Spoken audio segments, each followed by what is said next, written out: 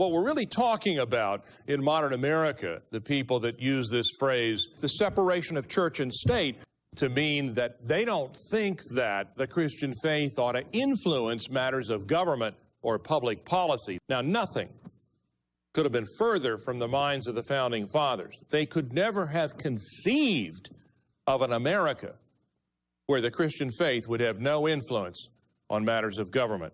The Supreme Court case of Everson versus Wall in 1947 was the very first time in American history that the phrase, the separation of church and state, was introduced into judicial decisions. And the Supreme Court had said in that decision, quote, neither a state nor the federal government can pass laws which aid one religion, aid all religions, or prefer one religion over another.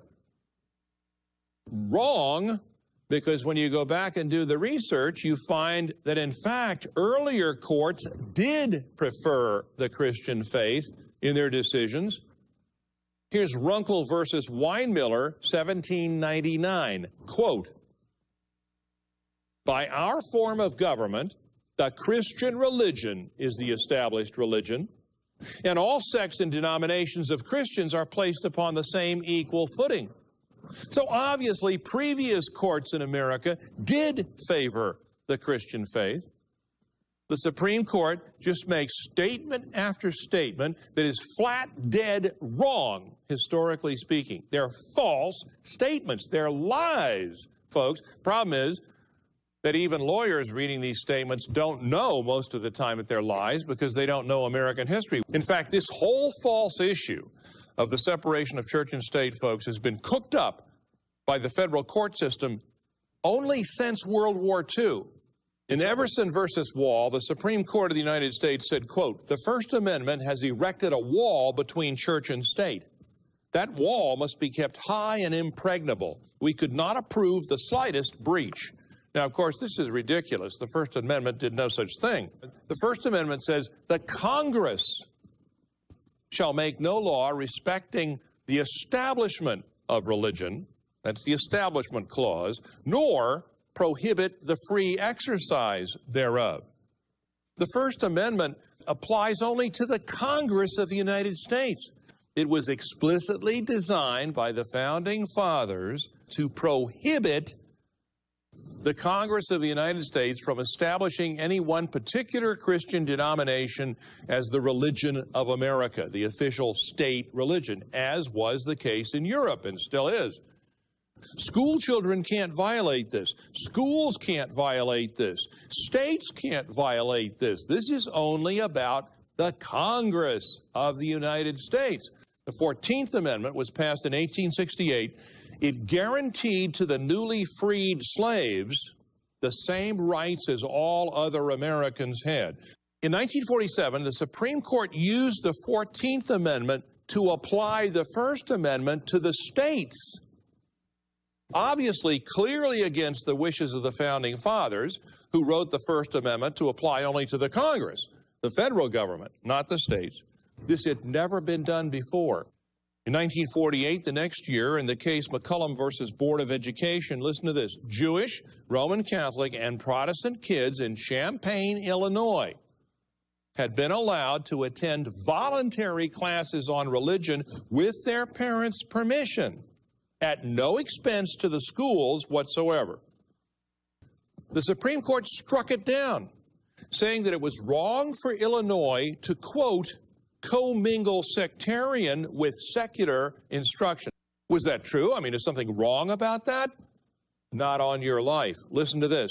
The Northwest Ordinance Bill, which President George Washington signed into law on August 7th, 1789, set up the future governments of the states that would be carved out of the Northwest Territory. So most all of the states in America have the Northwest Ordinance word for word in their state constitutions. Now, listen to Article 3 of the Northwest Ordinance. Religion, morality, and knowledge being essential for the happiness of mankind, schools and the means of education are to be forever encouraged. Now, clearly, in the minds of the Founding Fathers, what this article says is that their intention was that the schools would teach religion and morality along with knowledge. Folks, do you realize that every single school day they're violating their own state constitution by outlawing prayer and Bible reading and so forth in public schools? Stone versus Graham, United States Supreme Court case from the year 1980. Supreme Court said the Ten Commandments have got to come down, can't be put up in the schools anymore. Listen to the decision. The decision said that the effect of posting the Ten Commandments, quote, will be to induce the school children to read, meditate upon, perhaps to venerate and obey the commandments. This is not a permissible state objective under the Establishment Clause. Dear God. You know, the Supreme Court in 1980 is saying that they don't want school children to read the Ten Commandments because they might obey them. Just unbelievable. And America is based on the Ten Commandments, based on the law of God expressed in Holy Scripture. And even more ominously, the court has now become the willing accomplice for any individual who happens to be personally offended by religious beliefs displayed publicly. In Engel versus Vitale, the Supreme Court declared voluntary non-denominational prayer in schools to be unconstitutional. The problem for them was simply the presence of prayer in public schools. Now, why is this case important? Because, folks, it was the first time in American history that religion was separated from education. Since 1620, when the Pilgrims landed in Massachusetts, for 342 years in American history, no court in America had ever declared any school activity to be unconstitutional. How come in 1962, the Supreme Court suddenly discovers what no other court had discovered in 342 years, that prayer in public schools is horribly unconstitutional? I mean, this is insane on the face of it. It's absolutely ridiculous. You don't know whether to laugh or cry. And get this, the arrogance of these people. The court boldly asserted in 1962 that the principles by which it had made this insane decision were, quote, universally recognized. The public was outraged in 1962. Congress held hearings. The court weakened its own arguments the next year in 63 when it admitted, quote, that an official survey in 1962, the year of the decision, had found that less than 3% of the American public claimed to be atheists. But the court said in the face of the evidence, quote, a union of government and religion tends to destroy government and to degrade religion. Not according to the Founding Fathers, not on your life.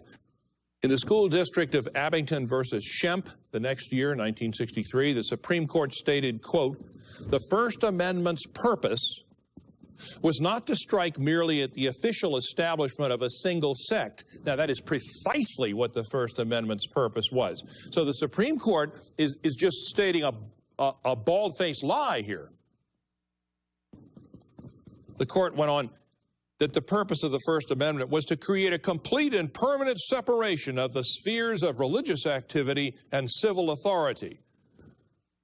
This is insanity. You know, this completely reverses the founders' intent. George Washington, listen to this. If I could have entertained the slightest apprehension that the Constitution framed by the convention where I had the honor to preside might possibly endanger the religious rights of any ecclesiastical society, certainly I would never have placed my signature on it. The Senate Judiciary Committee observed in 1853, quote, had the people during the Revolution had a suspicion of any attempt to war against Christianity, that revolution would have been strangled in its cradle.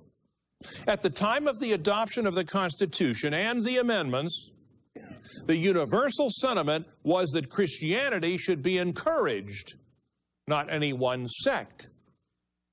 So they're saying very clearly that it was universally understood by the Founding Fathers and by the American people that Christianity was to be encouraged by the government, just not singled out to encourage any one particular denomination or sect of Christians. And if Americans had ever, in the founding period, accepted this idea, this principle of the separation of church and state, we would have found evidence for this in the constitutions and laws of the original 13 states. I mean, if this was a prevalent way of thinking back then, surely we would find evidence for this in the state constitutions and laws. There is no such evidence. You search in vain. So the conclusion is the delegates to the Constitutional Convention in 1787 never in a million years would have created a national constitution that separated church and state. Sam Adams said the Bill of Rights was created because the people, quote, wanted to see a line drawn as clearly as may be between the federal powers vested in Congress and the distinct sovereignty of the several states upon which the private and personal rights of citizens depend. Without such a distinction, there will be danger of the Constitution issuing imperceptibly and gradually into a consolidated government over all the states. Hello, modern America, this is exactly what's happened. Thomas Jefferson plainly prohibited the Supreme Court from doing what it has done. Jefferson said, quote, certainly no power to prescribe, that's prohibit, any religious exercise or to assume authority in religious discipline has been delegated to the federal government. It must then rest with the states. And in a letter to Samuel Miller, 1808, Thomas Jefferson wrote this, quote, I consider the government of the United States as interdicted, that means prohibited by the Constitution, from intermeddling with religious institutions, their doctrines, discipline, or exercises. You know, federal government's supposed to butt out here. That's what he's saying. This results not only from the provision that no law shall be made respecting an establishment or free exercise of religion, that's the First Amendment, but also from that which reserves to the states the powers not delegated to the general government, 10th Amendment. It must then rest with the states as far as it can be in any human authority. So Jefferson, the Founding Fathers, Jefferson included, are so clear about this. The Supreme Court has no jurisdiction here.